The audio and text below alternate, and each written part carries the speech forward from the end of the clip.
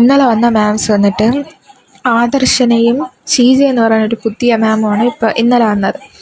ആ മാമും ജിൽഷയും കൂടെ ഇന്നലെ എനിക്ക് മോർണിംഗ് ഡ്യൂട്ടി ആയിരുന്നു. ഇന്നലെ രാവിലെ ഒരു 7 മണിക്ക് പോകും, ഉച്ചയ്ക്ക് 1 മണിക്ക് വരും. ഇതിൻ്റെ ഇടയ്ക്ക് മാംസ് കയറി എൻ്റെ റൂമിൽ കയറിയിട്ട് ചെക്ക് ചെയ്ത്, നമ്മൾ 11 വരെ ഒരു റൂമിൽ കയറി ചെക്ക് ചെയ്ത് എൻ്റെ ബാഗ് മാത്രം.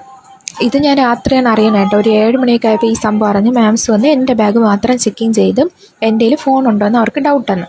എന്നിട്ട് എൻ്റെ 7:30 ആയപ്പം ജിൽഷ വന്നിട്ട് മാംസ് രാവിലെ ബോയ്സിനെ കൊണ്ട് 8 മണിക്ക് വരും, 4 മണിക്ക് അവർ പോകും കേട്ടോ. ജിൽഷ നൈറ്റ് 7:30 ആയപ്പം റൂമിൽ കയറി വന്നിട്ട് നമ്മുടെ അടുത്തെല്ലാം ഇറങ്ങാൻ പറഞ്ഞു. ഒരു കൊച്ചിനെ മാത്രം അകത്തിരുത്തിയിരുന്നു. എന്നിട്ട് ജിൽഷ നമ്മളെല്ലാം വെളിയിലാക്കിയിട്ട് അവളുടെ അടുത്ത് മാത്രം എന്തോ കുറേ കാര്യങ്ങൾ ചോദിക്കുന്നുണ്ട്. ഒരു 1/2 മണിക്കൂർ കഴിഞ്ഞ് എന്നെ വിളിച്ച് എന്നെ മാത്രം റൂമിൽ ഇരുത്തി ഒരു മണിക്കൂർ അടുപ്പിച്ച് സംസാരിച്ച്. നിൻ്റെ കയ്യിൽ ഫോൺ ഇരിക്കണമെന്ന് അറിയാമെന്ന് ഫോൺ എടുത്ത് താന്ന് പറഞ്ഞ്.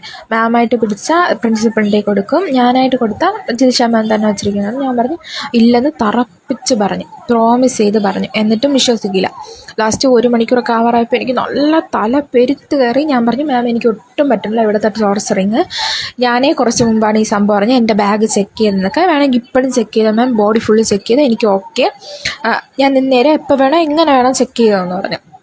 എന്നിട്ട് ശരി നീ എന്തൊക്കെ പറഞ്ഞാലും നീ ഫോൺ എടുത്ത് തരൂലല്ലേ എന്ന് ചോദിച്ചു. ഞാൻ പറഞ്ഞു മാം എൻ്റെ ഫോൺ ഇല്ലെന്ന് പറഞ്ഞു. എന്നിട്ട് വീണ്ടും പറഞ്ഞു കൊടുത്തപ്പോൾ എനിക്ക് ദേഷ്യം വന്നിട്ട് ഞാൻ നല്ല സൗണ്ട് നിർത്തി പറഞ്ഞു മാം ഇനിയും എൻ്റെ അടുത്ത് ചോദിച്ചാൽ ഞാൻ വീട്ടിൽ പോകുമ്പോൾ പാരൻസിൻ്റെ അടുത്ത് പറഞ്ഞു കൊടുക്കും, നിങ്ങൾ അടുത്ത് അവരുടെ അടുത്ത് സംസാരിച്ചാൽ എനിക്കൊന്നും അറിയണ്ടെന്ന് പറഞ്ഞു. ഉടനെ ദേഷ്യത്തിൽ എണീറ്റ് പോയി, കഥ തുറന്ന് എണീറ്റ് പോയി.